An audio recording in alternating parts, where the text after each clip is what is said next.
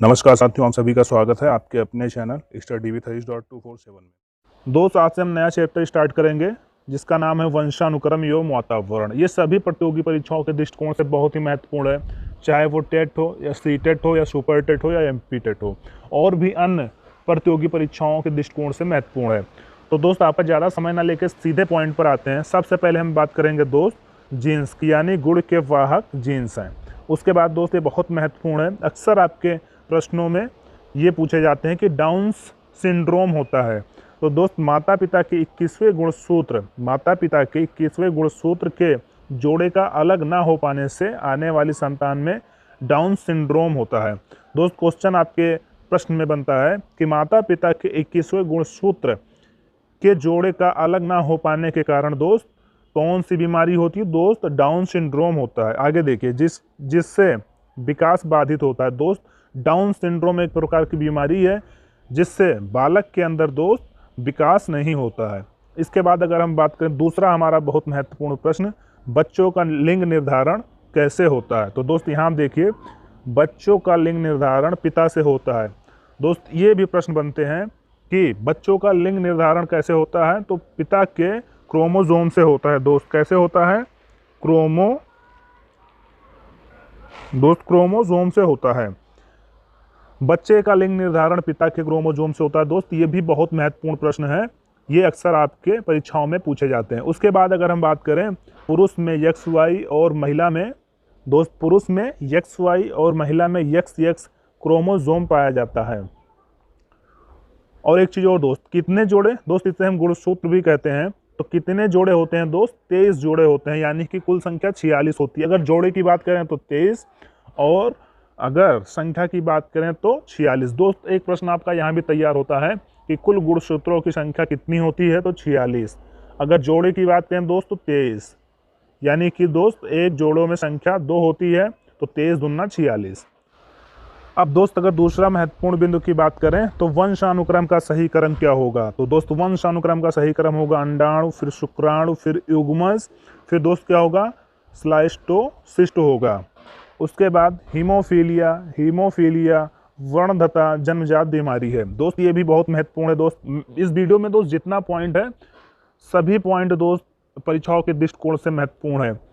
ये भी प्रश्न आपके परीक्षाओं में बनते हैं कि हीमोफीलिया कौन सा रोग है? दोस्त, जन्मजात रोग है या वंशानुक्रम है? इस टाइप के प्रश्न दोस्त इसमें बनते हैं। तो दोस्त, हीमोफीलिया जन्मजात रोग है, या अगर वर्णधता पूछ ले तो ये भी दोस्त जन्मजात रोग है। दोस्त, हीमोफीलिया में क्या होता है? दोस्त, रक्त बहना बंद नहीं होता। क्या होता है हीमोफीलिया में? रक्त बहना बंद नहीं होता। यदि आपका शरीर कहीं कट गया है और रक्त बह रहा है, तो यदि आप हीमोफीलिया से ग्रसित हैं तो आपका रक्त बहना बंद नहीं होगा। और दोस्त, वर्णधता में क्या होता है? दोस्त, ये देखने की बीमारी होती है, यानी लाल हरा में अंतर नहीं कर पाता मनुष्य।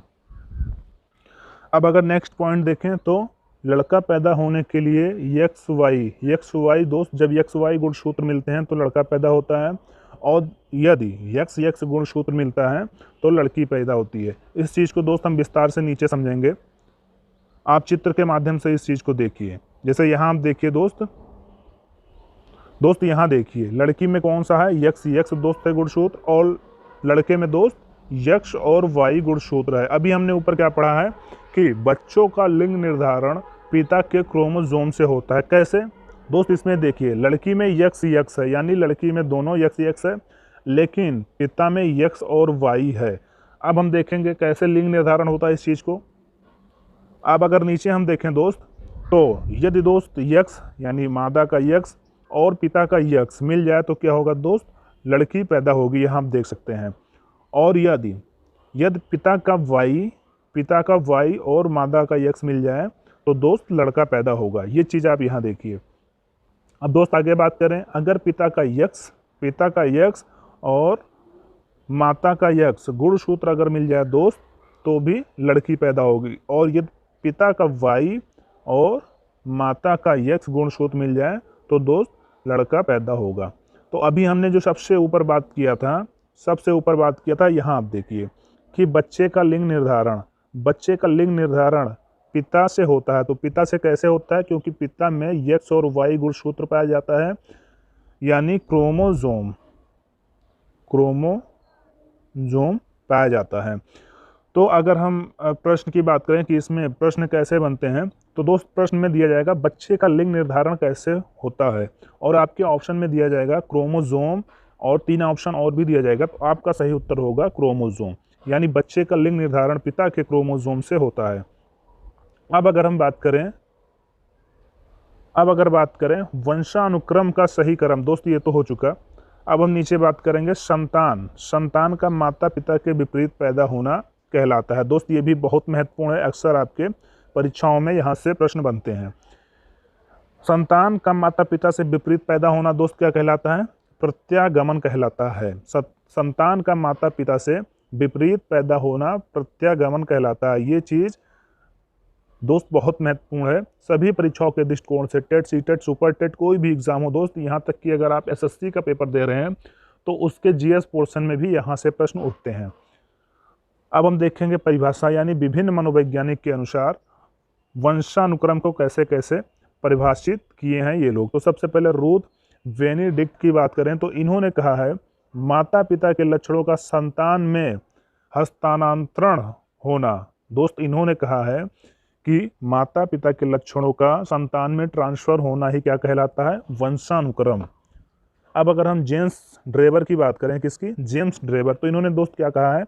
माता पिता के शारीरिक मानसिक गुणों का संतान में हस्तांतरण होना। दोस्त अगर ट्रांसफर यानी कि ट्रांसफर होना दोस्त, माता पिता के शारीरिक, ये चीज़ आप ध्यान दीजिएगा, शारीरिक एवं मानसिक गुणों का संतान में ट्रांसफर होना दोस्त क्या कहलाता है? वंशानुक्रम कहलाता है।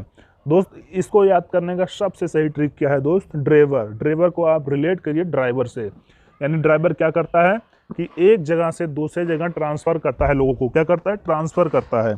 तो इनका भी कहना है दोस्त शारीरिक और मानसिक गुणों का संतान में ट्रांसफर होना ही वंशानुक्रम कहलाता है। यानी एक बार फिर से देखिए ट्रिक क्या है दोस्त? ट्रिक ये है कि जेम्स ड्रेवर, तो आप ड्रेवर को ड्राइवर से रिलेट करिए, और ड्राइवर का काम होता है कि एक जगह से दूसरे जगह तक लोगों को ट्रांसफर करना। तो दोस्त आप ट्रांसफर याद रखिए, जैसे ही दोस्त आपके प्रश्न में जेम्स ड्रेवर दिखे और ऑप्शन में शारीरिक एवं मानसिक गुणों का हस्तांतरण या ट्रांसफर दिखे तो आप तुरंत समझ जाइएगा कि ये जेम्स ड्रेवर का परिभाषा है। अब अगर हम वुडवर्थ की बात करें तो दोस्त वुडवर्थ का क्या कहना है? वह सभी तत्व जो बच्चे में जन्म के समय मौजूद थे लेकिन जिनकी उत्पत्ति 9 महीने पहले गर्भधान के समय हुई है। दोस्त इनका क्या कहना है कि वंशानुक्रम किसे कहते हैं? दोस्त इनका मानना है कि जन्म के 9 महीने पहले गर्भधान के समय, दोस्त जन्म के 9 महीने पहले गर्भधान के समय दोस्त वह सभी तत्व जो बच्चों में मौजूद होते हैं। एक बार फिर से देखिए इनका परिभाषा दोस्त, वह सभी तत्व जो बच्चे के जन्म के समय मौजूद थे लेकिन जिनकी उत्पत्ति 9 महीना पहले गर्भधान के समय हुई है, वह वंशानुक्रम है वुडवर्थ के अनुसार। अब और महत्वपूर्ण बिंदु देखेंगे दोस्त, ये भी बहुत महत्वपूर्ण है। जैसे अगर बात करें वंशानुक्रम के महत्वपूर्ण नियम, दोस्त अगर नियम की बात करें तो जैव सांख्यिकी का नियम, दोस्त ये क्या है? गाल्टन का कहना है कि माता पिता का अपने संतान में दोस्त गुण कितना ट्रांसफर होता है? तो 1/2 यानी 50%। दोस्त माता पिता का अपने संतान में गुण 50% ट्रांसफर होता है। और अगर दादा दादी की बात करें, यानी अगर दादा दादी का दोस्त गुण कितना ट्रांसफर होता है अपने संतान में? तो दोस्त 25%। यानी कि जैसे जैसे हम जनरेशन ऊपर जाएंगे वैसे वैसे दोस्त उसका आधा होते जाएगा। उसके बाद दोस्त परदादी में 1/8, उसके बाद का जो जनरेशन होगा उसमें 1/16। तो आपके परीक्षाओं में दोस्त यहाँ से प्रश्न बनते हैं, तो माता पिता या तो दादा दादी, यहाँ से प्रश्न बनते हैं। यानी दोस्त अगर बात करें माता पिता से संतान में कितने % गुण ट्रांसफर होते हैं? तो 50%। और दादा दादी से दोस्त कितने % गुण ट्रांसफर होते हैं? तो हो जाएगा 25%। अब आगे बात करते हैं प्रत्यागमन का नियम। तो दोस्त प्रत्यागमन का नियम मेंडल सोरेसन ने दिया। अगर अर्जित गुण, दोस्त ये भी महत्वपूर्ण है, 3 नंबर, अर्जित गुण के वितरण का नियम, तो दोस्त ये किसने दिया? लैमार्क ने दिया। और इसमें क्या कहा है कि माता पिता का वही गुण संतान में पहुंचेगा जो जीन्स में होगा। दोस्त इनका कहना है कि माता पिता का वही गुण संतान में पहुंचेगा जो जीन्स में होगा। अब आगे हम बात करें अर्जित गुणों का नियम। दोस्त अर्जित गुणों का नियम बात करें, अर्जित गुणों का अवितरण नियम। दोस्त ये वितरण नियम था, ये अवितरण नियम है, ध्यान दीजिएगा। तो दोस्त इसके जो प्रतिपादक है कौन है, बीजमैन है दोस्त। और दोस्त ये अर्जित गुणों के वितरण नियम का उल्टा होगा, यानी अर्जित गुणों में दोस्त था माता पिता का वही गुण संतान में पहुंचेगा जो जीन्स में है। लेकिन दोस्त अगर अवितरण नियम की बात करें तो दोस्त इसका बिल्कुल उल्टा होगा, यानी जरूरी नहीं है कि माता पिता में जो गुण है वही संतान में पहुंचे हैं।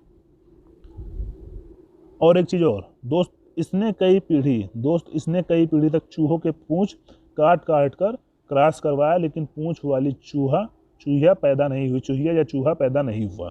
दोस्त इन्होंने प्रयोग कैसे किया दोस्त, इन्होंने चूहों को लिया दोस्त और उनके कई पीढ़ियों का पूंछ काटने के बाद उन्होंने क्या किया, फिर क्रॉस करवाया। और जब दोस्त जब नई पीढ़ी का जन्म हुआ तो पूंछ वाले चूहे पैदा हुए। तो दोस्त इन्होंने प्रयोग किया और इस आधार पर बताया कि जरूरी नहीं कि बिना पूंछ वाले चूहे की संतान बिना पूंछ के पैदा होगी। यानी इन्होंने चूहे का पूंछ काट के क्रॉस करवाया, उसके बाद जब नई संतान जन्म ली तो वो पूंछ वाली संतान थी। इसलिए इनका मानना है जरूरी नहीं कि जो गुण माता पिता में हो वही गुण संतान में हो। ये दोस्त किसका मानना है, बीजमैन का मानना है। ये भी बहुत महत्वपूर्ण है और इन्होंने प्रयोग किस पर किया था, चूहे पर प्रयोग किया था। अब अगर दोस्त बात करें चयनित गुणों का नियम। तो चयनित गुणों नियम की बात करें तो माता पिता का कुछ खास गुण संतान में ट्रांसफर होता है। चयनित गुण का नियम क्या कहता है, माता पिता का केवल कुछ खास गुण दोस्त संतान में ट्रांसफर होता है। अगर मात्र या पितृ पक्ष का नियम की बात करें तो दोस्त इसमें क्या है, कुछ गुण माता पिता के पूर्वज तथा कुछ गुण पिता के संतान में आ जाते हैं। दोस्त जैसे अगर बात करें तो बालक में दोस्त कुछ गुण उनके माता पिता से और कुछ गुण दोस्त उनके बाबा से या उनके नाना या नानी से आ जाते हैं। अगर विषमता का नियम की बात करें तो संतान 100% माता पिता जैसे नहीं होता है। दोस्त क्या है, विषमता का नियम कहता है कि संतान 100% माता पिता जैसे नहीं होता है। अब अगर हम वातावरण की बात करें दोस्त, अब हम वातावरण की बात करेंगे। और वातावरण पढ़ने से पहले मैं एक बार आपको फिर से बता दूं, खैर मैंने इसके पिछले वीडियो में आपको बताया था कि बालक के विकास के लिए दोस्त 50% दोस्त योगदान होता है वंशानुक्रम का और 50% दोस्त योगदान होता है वातावरण का। कैसे, जैसे कि मान लीजिए नेता का लड़का है दोस्त, नेता का लड़का आपने देखा होगा लगभग 99% केसेस ऐसे होते हैं कि नेता का लड़का नेता बनता है, हीरो का लड़का हीरो बनता है, डॉक्टर का लड़का डॉक्टर बनता है और चोर का लड़का चोर बनता है दोस्त, मजदूर का लड़का मजदूर बनता है दोस्त। ये 99% केसेस ऐसे मिलते हैं। लेकिन दोस्त अगर हमने क्या कहा है 50% बालक के विकास में वंशानुक्रम का योगदान होता है, 50% रोल वातावरण का होता है। कैसे, जैसे आपने देखा होगा कि रिक्शा चलाने वाले का बच्चा IAS या PCS बन जाता है। क्योंकि दोस्त ये प्रभाव है वातावरण का, यानी बच्चे के विकास में वातावरण और वंशानुक्रम का प्रभाव पड़ता है। यानी यदि उसके माता पिता बहुत पिछड़े हुए हैं और उसे अगर उचित वातावरण दिया जाए तो दोस्त बालक का विकास बेहतर किया जा सकता है। अब दोस्त अगर वातावरण की बात करें तो वातावरण में विभिन्न परिभाषाओं को देखेंगे। जैसे अगर दोस्त रास के अनुसार बात करें, यानी कि रास ने क्या कहा है वातावरण पर, तो रास का कहना है वातावरण वह बाहरी शक्ति है जो हमें प्रभावित करती है। बिल्कुल सही है, वातावरण वह बाहरी शक्ति है जो हमें प्रभावित करती है, यानी हमें अच्छा भी बना सकती है बुरा भी बना सकती है। जैसे अभी हमने ऊपर उदाहरण लिया था रिक्शे वाले का, तो दोस्त रिक्शे वाले ने अपने बालक को सही वातावरण दिया दोस्त, सही माहौल दिया, इस वजह से उनका लड़का IAS या PCS बन गया। अगर वुडवर्थ की बात करें तो वुडवर्थ ने कैसे परिभाषित किया है वातावरण को, इनका मानना है दोस्त वातावरण में वह सभी वाह्य तत्व आ जाते हैं। ये चीज़ ध्यान दीजिएगा, वह सभी वाह्य तत्व आ जाते हैं, वो सभी वाह्य तत्व आ जाते हैं जिन्होंने व्यक्ति को जीवन आरंभ करने के समय से प्रभावित किया है। यानी बच्चा जब से जन्म लेता है, वो जिन जिन चीज़ों से प्रभावित होता है बच्चा, वह सभी तत्व वातावरण में आ जाते हैं। ये वुडवर्थ का मानना है। अब अगर आगे बात करें पी जिस वर्ड की, तो इनके अनुसार दोस्त वातावरण क्या है, यानी इन्होंने वातावरण को कैसे परिभाषित किया है। इनका मानना है दोस्त, वातावरण सबको कहते हैं, वातावरण सबको कहते हैं जो किसी वस्तु को चारों ओर से घेरी रहती है और उस पर प्रत्यक्ष प्रभाव डालती है। बिल्कुल सही है। यानी इन्होंने दोस्त किस स्टाइल में कहा, इन्होंने ईबीएस के स्टाइल में परिभाषित करते हुए कहा, यानी हमारे चारों तरफ का आवरण वातावरण कहलाता है, ये ईबीएस कहता है। लेकिन इन्होंने एक चीज़ और जोड़ा है जो बहुत ही महत्वपूर्ण है, क्या, उस पर प्रत्यक्ष प्रभाव डालती है दोस्त। जैसे हमारे आसपास का माहौल या हमारे आसपास के लोग जिनसे हम प्रभावित होते हैं, वो सभी दोस्त क्या हैं, वातावरण में आते हैं हमारे पी जिस वर्ड के अनुसार। अब हम बात करें वातावरण का अर्थ। दोस्तों वातावरण का अर्थ क्या है, तो पहले वातावरण का अर्थ समझ लिया जाए, फिर वातावरण की परिभाषा भी हम समझेंगे जो कि हमने ऊपर समझ लिया है। अब हम केवल अर्थ समझेंगे। तो दोस्त वातावरण पर्यावरण से भिन्न नहीं है, वातावरण पर्यावरण का ही पर्याय है। यानी दोस्त वातावरण और पर्यावरण एक ही चीज़ है दोस्त, वातावरण और पर्यावरण एक ही चीज़ है, अर्थात हमारे आसपास का माहौल ही वातावरण कहलाता है। आइए इसे और आसान भाषा में समझें। तो दोस्त अगर वातावरण का अर्थ स्पष्ट करें तो ऐसा आवरण जो हमें चारों ओर से घेरे हुए है, वही वातावरण या दोस्त क्या है, पर्यावरण। इसको और समझने के लिए विभिन्न मनोवैज्ञानिक के अनुसार इसकी परिभाषा हमने ऊपर देखा है।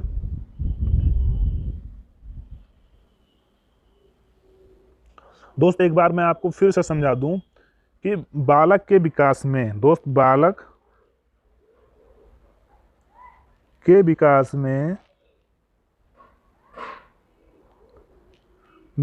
में दोस्त 50% वातावरण का रोल है और 50% दोस्त वंशानुक्रम का रोल है। दोस्त हमने क्या कहा है, बालक के विकास में ये चीज़ बहुत महत्वपूर्ण है, 50% वातावरण का रोल है और 50% वंशानुक्रम का रोल है। यानी यदि बच्चा यानी दोस्त बच्चा बहुत मंद बुद्धि का है या उसके पिता बहुत मंद बुद्धि के, एकदम जड़ बुद्धि के हैं, उन्होंने अपने जीवन में कोई भी प्रयास नहीं किया, ना तो कोई सफलता हासिल की हुई है, तो दोस्त यदि उस बालक को सही वातावरण दिया जाए, तो बालक का शारीरिक व मानसिक विकास किया जाए। दोस्त अभी ऊपर स्पष्ट मैंने किया है कि बालक के विकास में किस किस का रोल है। दोस्त स्पष्ट किया है बालक के विकास में किस किस का रोल है। यानी अगर वातावरण और वंशानुक्रम की बात करें दोस्त, वातावरण और वंशानुक्रम की बात करें तो दोस्त 50% मैंने क्या कहा था, 50% दोस्त वातावरण का रोल है बालक के विकास में और 50% वंशानुक्रम का रोल है बालक के विकास में। यानी यदि दोस्त बालक का पिता या बालक के पूर्वज एकदम मंद बुद्धि के हैं, उन्हें कुछ नहीं आता, एकदम जड़ बुद्धि के हैं, और बालक को उचित वातावरण व उचित माहौल दिया जाए तो बच्चा विकास कर सकता है, या हम कह सकते हैं बच्चा IAS PCS बन सकता है, बच्चा अपने जीवन में कई उपलब्धियों को हासिल कर सकता है। तो दोस्त वातावरण, खैर जो वंशानुक्रम होता है दोस्त वो नेचुरली होता है, यानी ये प्राकृतिक का देन है, लेकिन दोस्त वातावरण माता पिता या हमारे हाथ में है कि बालक को उचित वातावरण देके बालक का जीवन सुधारा जा सकता है। तो दोस्त मुझे पूरी उम्मीद है कि आपको मेरा वीडियो अच्छा लगा होगा। आप वीडियो को लाइक करिए, और हाँ, अगर वीडियो अच्छा ना लगा हो तो दोस्त प्लीज़ आप उसे डिसलाइक करिए और कमेंट बॉक्स में ज़रूर लिखिए दोस्त कमी क्या रहेगी, उस कमी को दूर किया जाएगा नेक्स्ट वीडियो में। तो चलिए आज के लिए इतना ही, धन्यवाद।